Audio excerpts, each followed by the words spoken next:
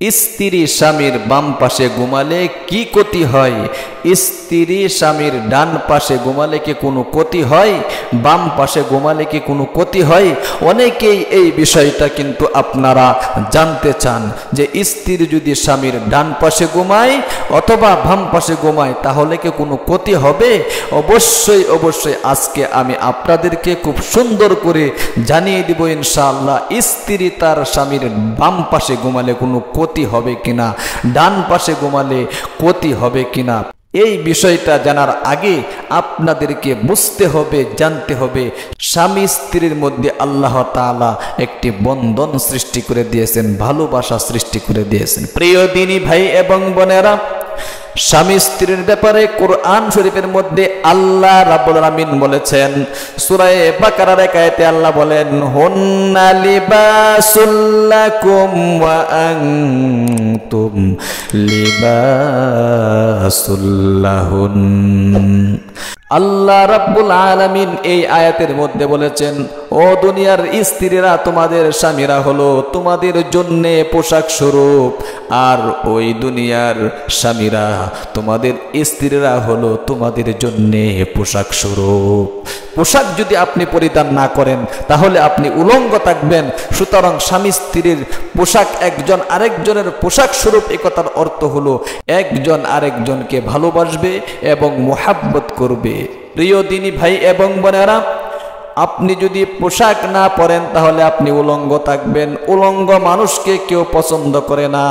আল্লাহ রাব্বুল আলামিন কিন্তু উলঙ্গ মানুষদেরকে পছন্দ করেন না।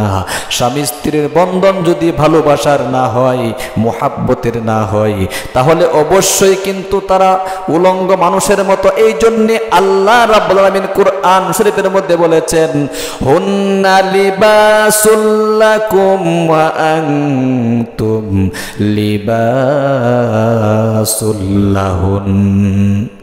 স্বামী স্ত্রীর জন্য পোশাক স্বরূপ আর স্ত্রী স্বামীর জন্য পোশাক স্বরূপ। প্রিয় দিনী ভাই এবং বোনেরা, এই জন্যে নবী করিম সাল্লাল্লাহু আলাইহি ওয়াসাল্লাম তিনি কিন্তু স্বামী স্ত্রীর মোহাব্বত আর ভালোবাসা সৃষ্টি হওয়ার জন্যে কিছু আমল আমাদেরকে শিক্ষা দিয়ে গিয়েছেন। হযরত আয়েশা সিদ্দিকা রাদিয়াল্লাহু তাআলা আনহা যখন খাবার খেতেন, তখন যখন তিনি একটা গ্লাস দিয়ে পানি পান করতেন, যেই সাইডে তিনি পানি পান করেছেন, নবী করিম সাল্লাল্লাহু আলাইহি ওয়াসাল্লাম তিনি কিন্তু আয়েশা সিদ্দিকা রাদিয়াল্লাহু তাআলা আনহা যে পাশ দিয়ে পানি পান করেছেন ওই পাশ দিয়ে কিন্তু পানি পান করতেন। আল্লাহু আকবার। নবী করিম সাল্লাল্লাহু আলাইহি ওয়াসাল্লাম যখন একটি হাড় চাবাতেন, যে দিক দিয়া কামড় দিয়েছেন, আম্মাজান হযরত আয়েশা সিদ্দিকা রাদিয়াল্লাহু তাআলা আনহা নবী করিম সাল্লাল্লাহু আলাইহি ওয়াসাল্লাম যে দিক দিয়া ওই হাতটা কামড় দিয়েছিলেন ওই দিক দিয়াই কিন্তু আম্মাজান হযরত আয়েশা সিদ্দিকা রাদিয়াল্লাহু তাআলা আনহা ওই দিক দিয়া খেতেন। এটা কিসের জন্য? ভালোবাসার জন্য।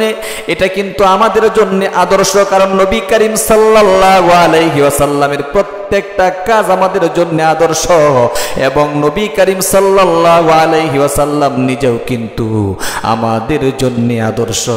এই কথাটা সূরা আহজাবের এক আয়াতে আল্লাহ বলেন, লাকাদ কানা লাকুম ফি রাসূলিল্লাহি উসওয়াতুন হাসানাতুল লিমান কানা ইয়ারজুল্লাহা ওয়াল ইয়াউমাল আখিরা ওয়া যাকারাল্লাহা কাসীরা। আল্লাহু আকবার।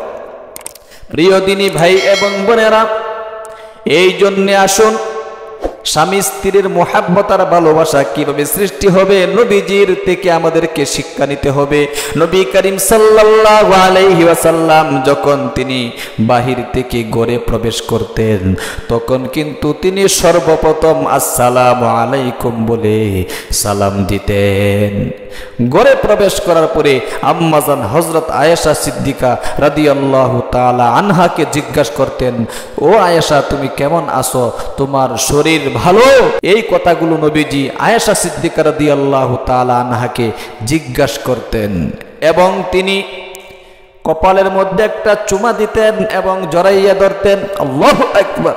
এই সমস্ত আমল যদি আপনারা আপনাদের স্ত্রীদের সাথে করতে পারেন, অবশ্যই স্বামী স্ত্রীর মধ্যে মোহাব্বত আর ভালোবাসা ঘরটা ভরপুর হয়ে যাবে। স্বামী স্ত্রীর ভালোবাসা আর মোহাব্বত যদি ঘরের মধ্যে না থাকে, তাহলে অবশ্যই কিন্তু সেই ঘরে রহমতের ফেরেশতা কখনো আসবে না। অনেকে স্বামী স্ত্রীর মধ্যে ঝগড়া ফাসাদ সৃষ্টি হয়। স্ত্রী স্বামীকে দেখতে পারে না, স্বামী স্ত্রীকে দেখতে পারে না, ঘরের মধ্যে আসলেই ঝগড়া ফাসাদ আর ঝগড়া ফাসাদ। সুতরাং এই সমস্ত যদি আপনারা করেন, তাহলে অবশ্যই ঘর থেকে রহমত উঠে যাবে। রহমতের ফেরেশতা আর কখনো আপনার ঘরের মধ্যে আসবে না। প্রিয় দিনী ভাই এবং বোনেরা, এই জন্য স্বামী স্ত্রীর মোহাব্বত বেশি আপনাদের মধ্যে আনতে হবে। স্ত্রী স্বামীকে বেশি মোহাব্বত করতে হবে। জীবনের চাইতেও মোহাব্বত আর ভালোবাসা বেশি দেখাতে হবে। স্বামী স্ত্রীকে বেশি ভালোবাসতে হবে, স্ত্রীও স্বামীকে বেশি ভালোবাসতে হবে। এবার আসুন, স্ত্রী যদি স্বামীর বাম পাশে ঘুমায় তাহলে কোনো ক্ষতি হবে কিনা? অনেকেই কিন্তু বলে থাকেন যে আদম আলাইহিস সালাতু ওয়াস সালামকে বাম পাজরের হাড় থেকে হাওয়া আলাইহিস সালাতু ওয়াস সালামকে সৃষ্টি করা হয়েছে, সুতরাং বাম দিকেই শুতে হবে। আদম আলাইহিস সালাতু ওয়াস সালামের বাম পাজরের হাড় দিয়ে হাওয়া আলাইহিস সালাতু ওয়াস সালামকে বানিয়েছেন ঠিক, কিন্তু আপনার বাম পাজরের হাড় দিয়ে কি আপনার স্ত্রীকে বানাইছে? না না না। অর্থাৎ আমাদের আদি পিতা আদম আলাইহিস সালাতু ওয়াস সালামের বাম পাজরের বাঁকা হাড় দিয়ে কিন্তু হাওয়া আলাইহিস সালাতু ওয়াস সালামকে সৃষ্টি করেছেন। এই জন্যে স্ত্রী বাম দিকেই শুতে হবে, বিষয়টা কিন্তু এরকম নয়। এটা পুরাটাই মিথ্যা। যারা এই কথা বলে তারা মিথ্যা কথা বলে। এই জন্যে অবশ্যই স্ত্রী স্বামীর ডান পাশেও ঘুমাতে পারবে, বাম পাশেও ঘুমাতে পারবে, কোনো সমস্যা নেই। অনেকেই এটা গুজব ছড়িয়ে দেয় যে স্ত্রী নাকি স্বামীর ডান পাশে শুলে অকল্যাণ হয় এবং বাম পাশে শুলে কল্যাণকর হয়। এটা পুরাটাই মিথ্যা। সুতরাং স্ত্রী স্বামীর ডান পাশেও ঘুমাতে পারবে এবং বাম পাশেও ঘুমাতে পারবে। প্রিয় দিনী ভাই এবং বোনেরা, আশা করি আপনারা বুঝতে পেরেছেন।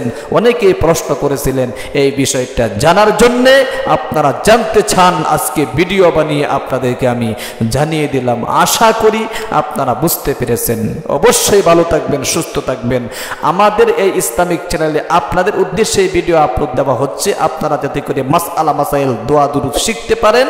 এই জন্যে চ্যানেলটাকে সাবস্ক্রাইব করে পাশে থাকা বেল আইকনটি অন করে দিবেন, লাইক কমেন্ট শেয়ার করে অন্যকে শেখার সুযোগ করে দিবেন। ভালো থাকবেন, সুস্থ থাকবেন। দেখা হবে পরবর্তী ভিডিওতে। আসসালামু আলাইকুম ওয়া রাহমাতুল্লাহি ওয়া বারাকাতুহু।